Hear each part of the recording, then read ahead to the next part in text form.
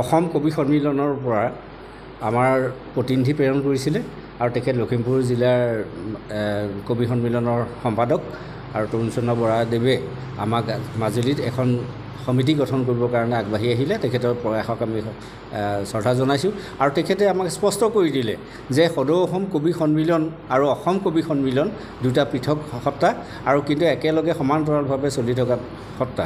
গতিকে দুইটা সত্তা জীয়াই থাকক, দুগচি বন্তি হৈ ভাষা সাহিত্যৰ উন্নতি কৰক, ইয়াকে কামনা কৰি তেখেতে যি উদ্দেশ্যৰে কৰিছে আৰু তাৰ সভাপতি দায়িত্ব এই অভাজনৰ হাততে অৰ্পণ কৰিছে। আমি আমাৰ যিসকল কবি বন্ধুক আমি লগ পাইছোঁ, আমাৰ সম্পাদক হিচাপে এজন স্বভাৱজাত কবি পাপু বৰাক দায়িত্ব অৰ্পণ কৰিছে আৰু সকলোৱে আমাৰ সাহিত্যৰ সাধনাৰ লগত জড়িত সকলো ব্যক্তি ইয়াত উপস্থিত হৈ আজি যি ধৰণে আমাক অনুপ্ৰাণিত কৰিলে তাৰ বাবে সকলোকে ধন্যবাদ আৰু কৃতজ্ঞতা যাচিছোঁ। আৰু এই কবি মঞ্চখন সন্মিলনখন আমি আগবঢ়াই নিবৰ কাৰণে যৎপৰোনাস্তি কৰিম। সঁচা অৰ্থত ক'বলৈ হ'লে খুবেই ভাল লাগিছে। আজি অসম কবি সন্মিলনৰ অন্তৰ্গত মাজুলী জিলাত যি এই কবি সন্মিলন আজি পূৰ্ণ এটা গতিত সম্পূৰ্ণ এখন কমিটি গঠন হ'ল। আমি সঁচাই সুখী হৈছোঁ আৰু আমাৰ মাজুলীবাসীৰ কাৰণে এইটো সুখৰ খবৰ।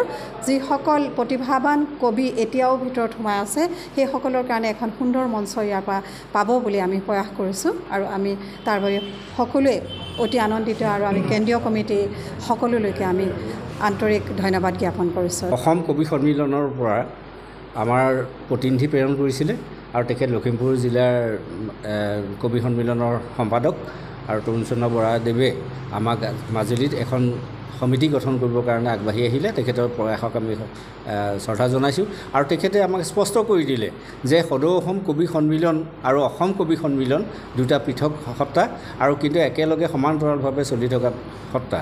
গতিকে দুইটা সত্তা জীয়াই থাকক, দুগচি বন্তি হৈ ভাষা সাহিত্যৰ উন্নতি কৰক, ইয়াকে কামনা কৰি তেখেতে যি উদ্দেশ্যৰে কৰিছে আৰু তাৰ সভাপতি দায়িত্ব এই অভাজনৰ হাততে অৰ্পণ কৰিছে।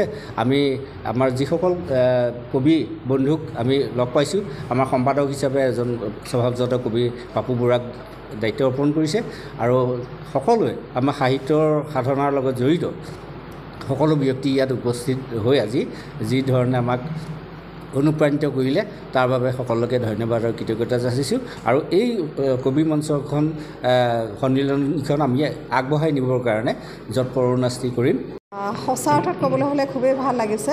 আজি অসম কবি সন্মিলনৰ অন্তৰ্গত মাজুলী জিলাত যি এই কবি সন্মিলন আজি পূৰ্ণ এটা গতিত সম্পূৰ্ণ এখন কমিটি গঠন হ'ল। আমি সঁচাই সুখী হৈছোঁ আৰু আমাৰ মাজুলীবাসীৰ কাৰণে এইটো সুখৰ খবৰ।